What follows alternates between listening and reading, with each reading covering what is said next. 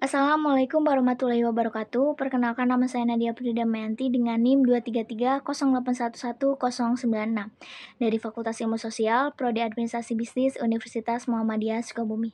Di video kali ini, saya akan menjelaskan terkait sistem demokrasi dan juga tantangannya. Untuk memenuhi evaluasi akhir semester mata kuliah Pendidikan Kewarganegaraan dengan dosen pengampu Ibu Ariska Ginalita Dwi Putri SH MH. Di video pembahasan kali ini, saya memiliki 4 topik yang akan saya bahas. Yang pertama yaitu terkait pengertian demokrasi, yang kedua terkait bagaimana sistem demokrasi tersebut berjalan, salah satunya di negara Indonesia, yang ketiga terkait tantangan yang dihadapi, dan yang keempat terkait solusi yang bisa diterapkan. Baik, untuk mengefektifkan waktu, topik yang akan saya bahas pertama yaitu terkait pengertian demokrasi.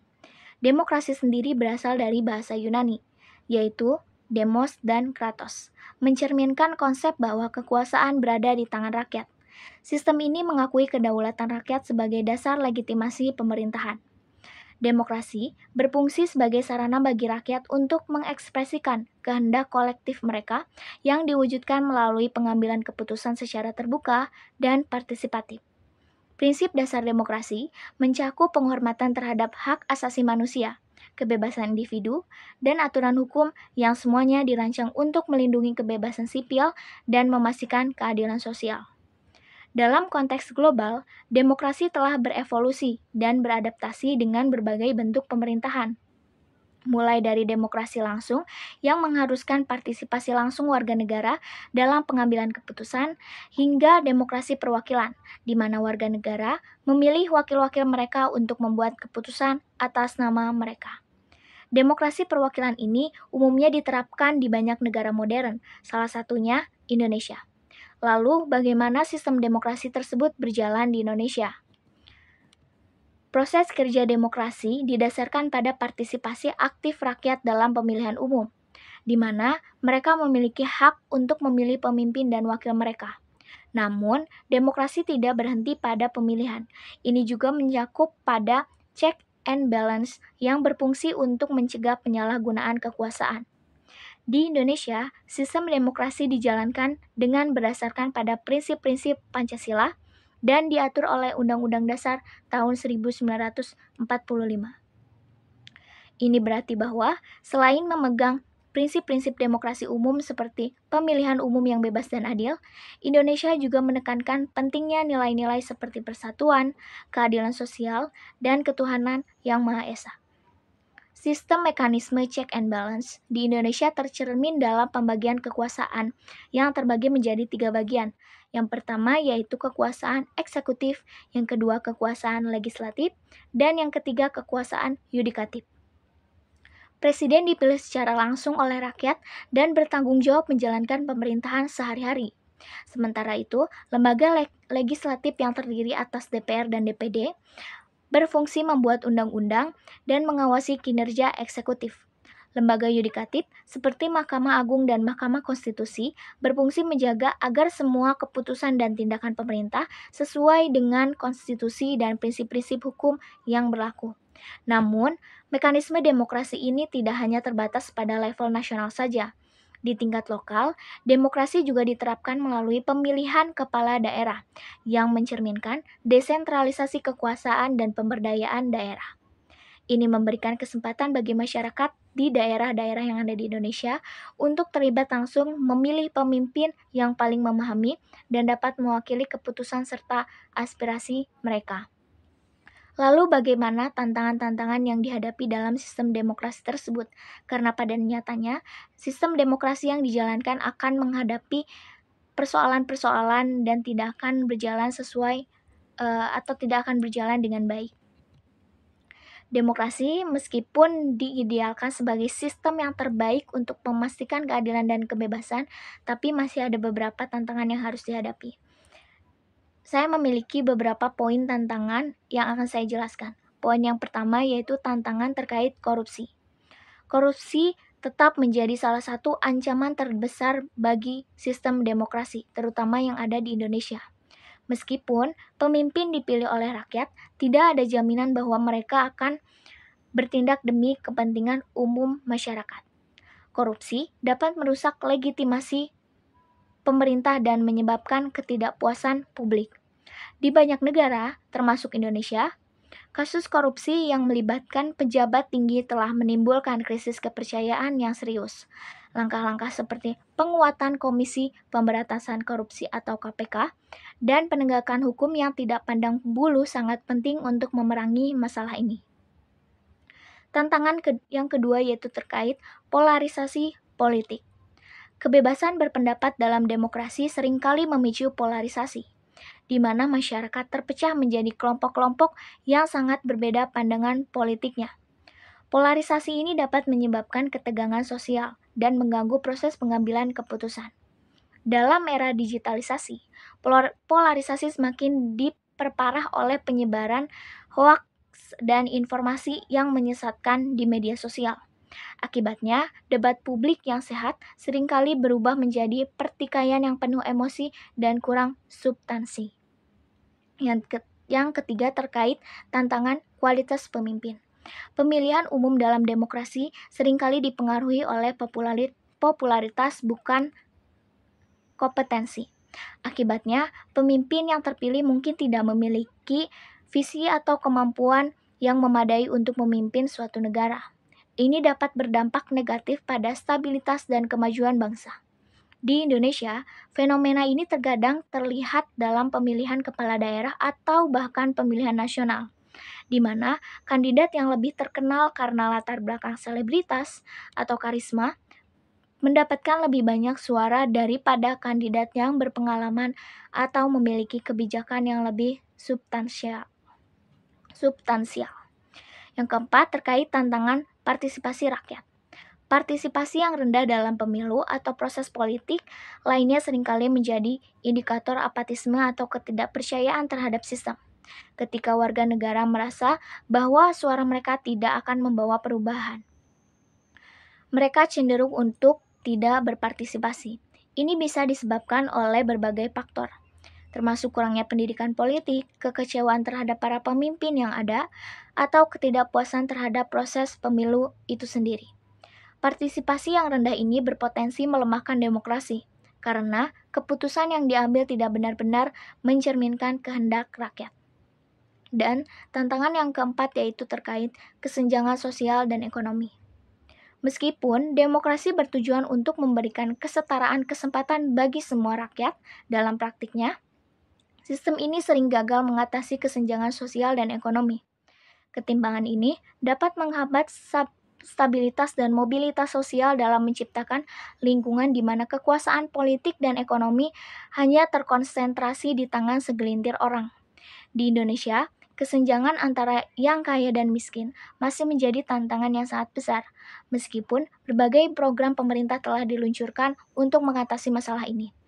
Kesenjangan ini, jika dibiarkan, dapat menimbulkan ketidakpuasan sosial yang akhirnya mengancam stabilitas politik. Lalu bagaimana cara kita sebagai masyarakat dengan berkolaborasi bersama pemerintah untuk menghadapi tantangan tersebut?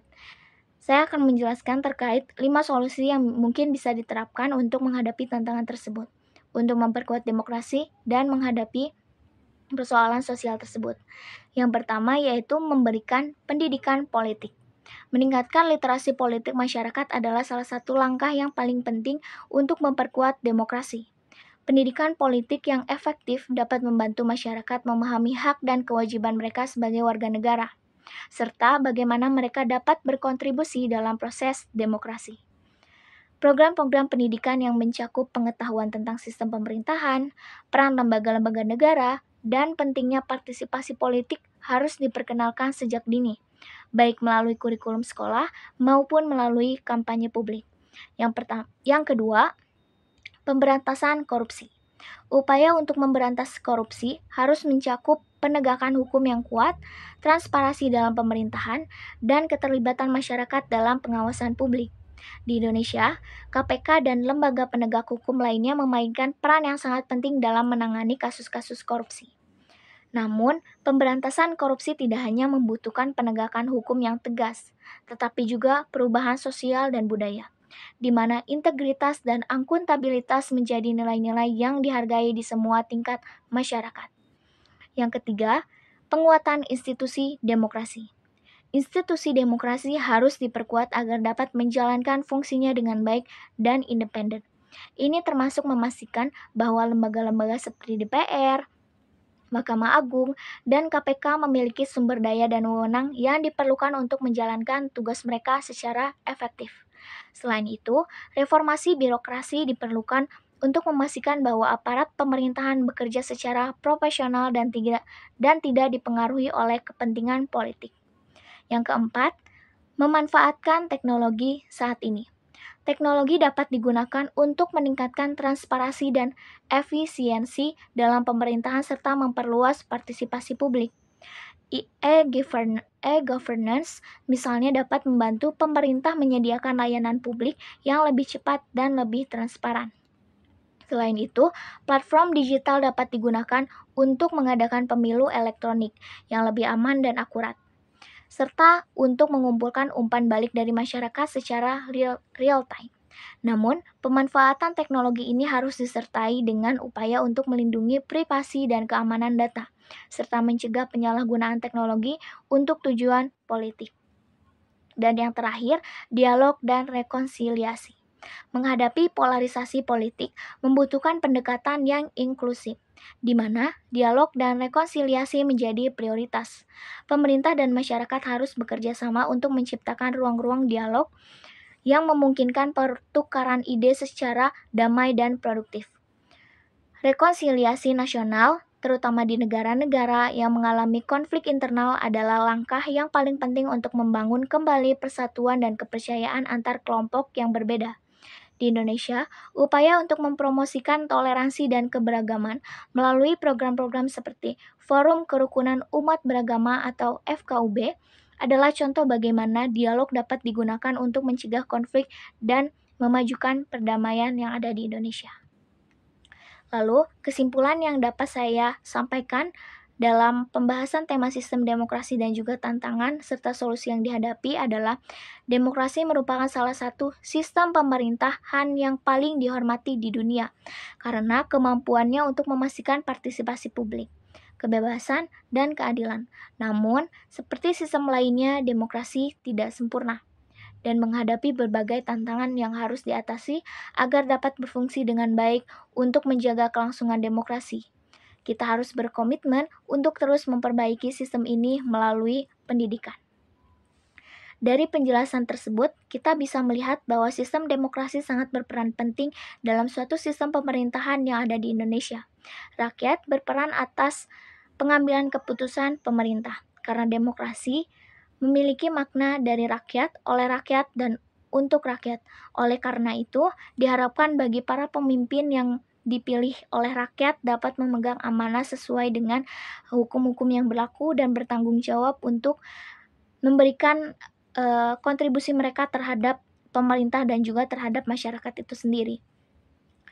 Dan selain itu, diharapkan tantangan-tantangan yang sudah saya jelaskan, terutama seperti tantangan korupsi, polarisasi politik, lalu ada tantangan terkait kesenjangan sosial dan ekonomi, serta partisipasi politik, diharapkan bisa dihadapi secara bersamaan melalui kolaborasi antara pemerintah dan juga masyarakat secara penuh.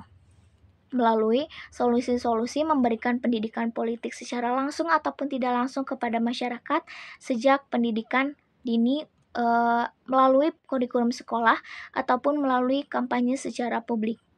Dan diharapkan pemerintah juga bisa menggunakan sosial media atau memanfaatkan teknologi secara maksimal untuk mendapatkan informasi yang lebih baik dan tidak termakan oleh informasi-informasi hoak yang akhirnya akan memecah belah persatuan bangsa Indonesia itu sendiri. Dan selain itu, solusi yang paling penting yang harus kita terapkan untuk menghadapi tantangan-tantangan tersebut adalah adanya dialog dan rekonsiliasi. Karena dengan adanya dialog, masyarakat dan pemerintah bisa secara langsung berkomunikasi apa saja yang harus diperbaiki, dan ruang komunikasi atau ruang dialog ini bisa menjadi salah satu hal untuk meningkatkan kepercayaan masyarakat dan juga mengawasi sistem pemerintahan yang ada di Indonesia. Sekian penjelasan yang bisa saya sampaikan. Mohon maaf apabila ada penyampaian materi yang salah dan masih kurang. Semoga ini bisa menjadi pembelajaran untuk kita semua terkait sistem demokrasi dan juga tantangannya. Terima kasih atas perhatiannya. Wassalamualaikum warahmatullahi wabarakatuh.